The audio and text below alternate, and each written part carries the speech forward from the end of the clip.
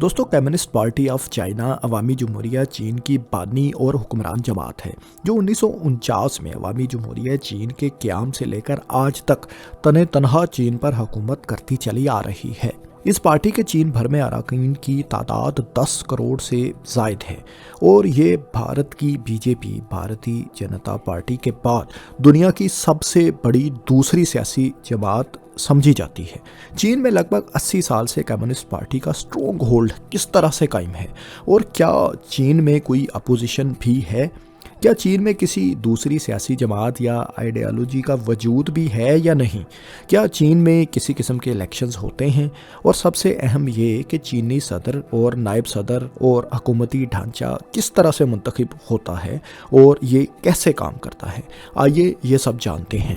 Video میں آگے بڑھنے سے پہلے دوستو آپ سے ریکویسٹ ہے کہ اگر آپ نے ہمیں سبسکرائب نہیں کر رکھا تو بگ سوچو کو سبسکرائب کریں۔ زیادہ تر آڈینس ہماری ویڈیوز تو دیکھتی ہے لیکن چینل کو سبسکرائب نہیں کرتی۔ ہماری ویڈیوز پر کامنٹس کے ذریعے مباحثہ کر کے ہمارے چینل کو سبسکرائب کر ہماری ریچ بڑھانے میں ہماری مدد کریں، شکریہ۔ 5 سال کی مدت کے لیے منتخب ہونے والی چینی پارلیمان کو نیشنل پیپلز کانگریس کہا جاتا ہے۔ یہ دنیا کی سب سے بڑی پارلیمنٹ ہے۔ اس وقت اس کے ممبران کی تعداد 2977 ہے۔ چین میں طاقت کے تمام بڑے مراکز یعنی چینی صدر، نائب صدر، پریمیئر، اسٹیٹ کونسل اور سپریم کورٹ کے صدر کا انتخاب پارلیمان ہی کے ذریعے کیا جاتا ہے۔ واضح رہے کہ چین میں وزیر اعظم کا عہدہ نہیں ہوتا۔ اسٹیٹ کونسل یعنی کیبنٹ کے ہیڈ کو پریمیئر کہا جاتا ہے۔ بجٹ کی منظوری، لیجسلیشن اور آئین میں ترامیم کی پاورز بھی پارلیمان ہی کے پاس ہیں۔ یہی نہیں، اسٹیٹ کونسل اور سپریم کورٹ سے لے کر سینٹرل ملٹری کمیشن تک مختلف اسٹیٹ آرگنز اہم معاملات میں پارلیمان کو جواب دہ ہوتے ہیں۔ پارلیمان کے ارکان کا انتخاب کیسے عمل میں لایا جاتا ہے، اسے جاننے سے پہلے ہمیں چین کے الیکٹرول سسٹم یعنی انتخابی عمل کو سمجھنا ہوگا۔ چین میں 5 مختلف لیولز یعنی ولیج لیول سے نیشنل لیول تک پیپلز کانگریس کے سیٹ اپ قائم ہیں۔ سب سے نچلے ولیج یا ٹاؤن کانگریسز یعنی دیہات اور قصبوں کی کانگریسز ہیں۔ ان سے اوپر چھوٹے شہروں کی کانگریسز ہیں، جبکہ تیسرے نمبر پر ڈسٹرکٹ لیول کانگریسز قائم ہیں۔ ان سے اوپر صوبوں اور آٹونومس ریجنز کی کانگریسز ہیں، جبکہ سب سے اوپر نیشنل پیپلز کانگریس قومی یعنی وفاقی سطح پر اپنا فورم رکھتی ہے۔ جہاں تک ووٹنگ کی بات ہے تو ڈائریکٹ ووٹ سے یعنی براہ راست عوام کے ووٹوں سے سب سے نیچے ولیج لیول یا ٹاؤن لیول کی کانگریس کا انتخاب ہی صرف ہوتا ہے، جبکہ بقیہ تمام لیولز پر ان ڈائریکٹ یعنی بالواسطہ طور پر انتخاب عمل میں لایا جاتا ہے۔ یعنی یہ لوکل کانگریسز اپنی ہائر باڈی یعنی سب سے نچلی ولیج باڈی یا یونین کونسل جس کو ہم پاکستان میں سمجھ سکتے ہیں، وہ باڈی ڈسٹرکٹ کانگریسز کے ممبرز کا انتخاب کرتی ہیں، جبکہ ڈسٹرکٹ کانگریسز اپنے سے ہائر والی کانگریس یعنی پروونشل صوبائی کانگریسز کا انتخاب کرتی ہے، جبکہ نیشنل پیپل کانگریسز یعنی چین کی سب سے بڑی پارلیمان جو وفاقی سطح کی ہے، اس کا انتخاب صوبائی ریجنز کی کانگریس کے ارکان کے ذریعے ہوتا ہے۔ عوام براہ راست ان کو ووٹ نہیں دیتی۔ چین کی نیشنل پیپل کانگریس یعنی چین کی پارلیمان ایک یونی کیمرل یا سنگل لیجسلیٹو باڈی ہے جس کے ممبران کو ڈیپوٹیز کہا جاتا ہے۔ واضح رہے کہ پاکستان میں بائی کیمرل سسٹم قائم کرتا ہے، یعنی پاکستانی پارلیمان کے 2 ہاؤسز ہیں، قومی اسمبلی اور سینٹ، جبکہ چین میں صرف ایک ہی ہاؤس ہے۔ چین کی موجودہ 2977 ممبران پر مشتمل پارلیمنٹ میں کمیونسٹ پارٹی کے ممبرانز کی تعداد 2569 ہے، جبکہ بقیہ 408 ممبران کا تعلق دیگر 8 چھوٹی جماعتوں یا گروپ سے ہے۔ دلچسپ بات یہ ہے کہ یہ چھوٹی پارٹیز پارلیمان میں کمیونسٹ پارٹی کی اپوزیشن کا کردار ادا نہیں کرتی، بلکہ مختلف معاملات میں کمیونسٹ پارٹی کو ایڈوائزری ہی فراہم کرتی ہیں، اور یہ بھی پروونشل کانگریس ہی سے منتخب ہو کر اوپر وفاقی سطح کی کانگریس میں آتی ہیں۔ ان پارٹیز کی بطور جماعت اپروول اور ان کے اراکین کا انتخاب بھی کمیونسٹ پارٹی کی مشاورت یا منظوری ہی سے مکمل ہوتا ہے۔ ان چھوٹی پارٹیز کے ارکان مختلف social sectors, culture, education, science اور ٹیکنالوجی کے پروفیشنل سمیت مزدوروں، کسانوں اور دیگر ورکنگ کلاسز کو ریپرزینٹ کرتے ہیں۔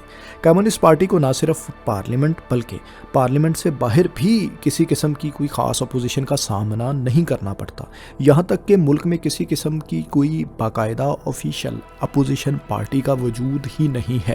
چونکہ اتنی بڑی پارلیمان کا اجلاس سال میں صرف ایک بار اور وہ بھی 2 ہفتوں کے لیے ہوتا ہے، اس لیے پارلیمنٹ سیشن کی غیر موجودگی میں ہونے والے اہم ایونٹس اور ضروری قانون سازی کے لیے 2977 ممبران کی پارلیمان میں سے 175 ممبران پر مشتمل اسٹینڈنگ کمیٹی قائم ہے، جو پارلیمان کی ایک پرماننٹ باڈی ہے۔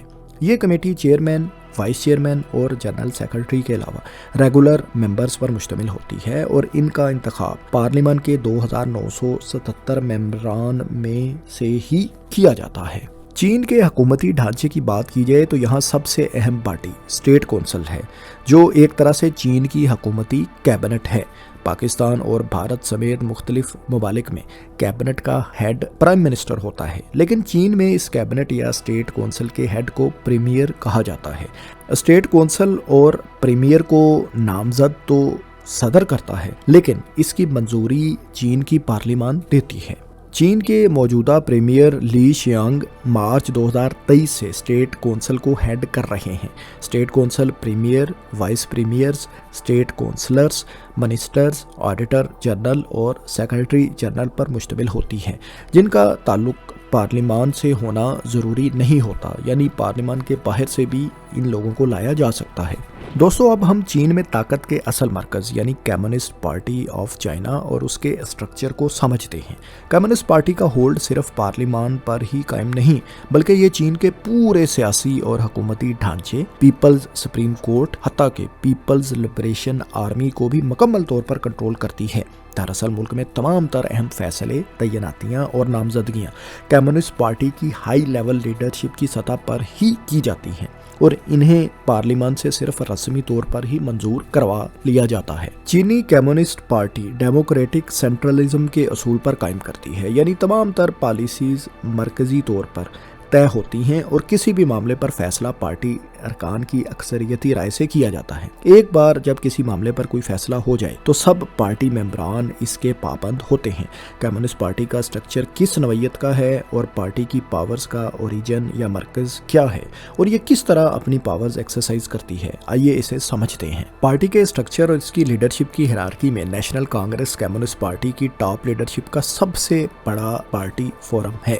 اس وقت نیشنل کانگریس کے ڈیلیگیٹس کی تعداد 2379 ہے، جو چین بھر کی مختلف باڈیز سے الیکٹ ہو کر یا نامزد ہو کر نیشنل کانگریس میں پہنچتے ہیں۔ کمیونسٹ پارٹی کی نیشنل کانگریس کا اجلاس ہر 5 سال بعد منعقد ہوتا ہے۔ پارٹی میں ٹاپ فورمز پر لیڈرشپ کی تبدیلی اور پارٹی آئین میں ترمیم کا اختیار اسی نیشنل کانگریس کے پاس ہے۔ پارٹی کے دوسرے بڑے فورم یعنی سینٹرل کمیٹی کے ارکان کی منظوری بھی نیشنل کانگریس ہی دیتی ہے۔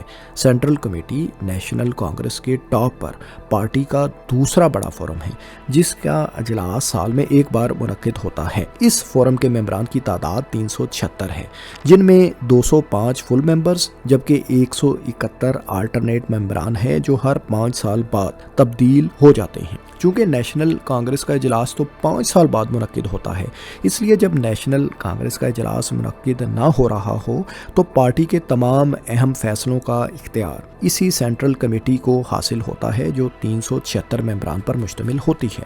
پارٹی کے آئین کے مطابق سینٹرل کمیٹی کو پارٹی کے general secretary, political bureau, standing committee اور سینٹرل ملٹری کمیشن کے ارکان کا انتخاب کرنے کا اختیار بھی حاصل ہے۔ سینٹرل کمیٹی سے اوپر پولیٹیکل بیورو کا فورم ہے، جس کے ممبران کی تعداد صرف 24 ہے۔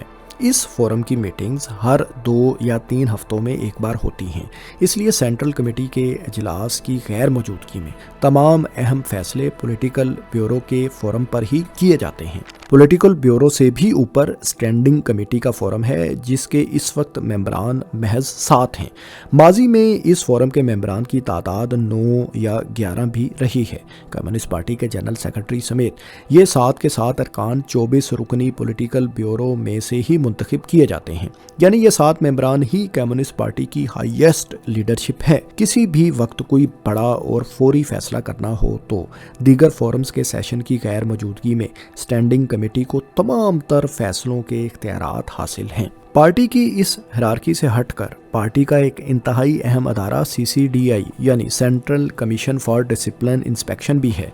ये एक सुपरवाइजरी अदारा है जिसका काम पार्टी के आइन का तहफ़्फ़ुज़ करना, अंदरूने पार्टी डिसिप्लिन और रेगुलेशन को नाफिज करना, पार्टी पॉलिसीज़ की खिलाफ वर्जी करने वालों के खिलाफ कार्रवाई करना और सबसे बढ़कर कम्युनिस्ट पार्टी और इसके जनरल सेक्रेटरी की सेंट्रल अथॉरिटी का तहफ़्फ़ुज़ करना है। कम्युनिस्ट पार्टी के जनरल सेक्रेटरी की पोजीशन न सिर्फ पार्टी बल्कि मुल्क की सबसे ताकतवर पोजीशन है। जनरल सेक्रेटरी के पास चेयरमैन सेंट्रल मिलिट्री कमीशन यानी चीनी अफवाज के सरबराह और हेड ऑफ स्टेट यानी चीनी सदर का ओहदा भी होता है।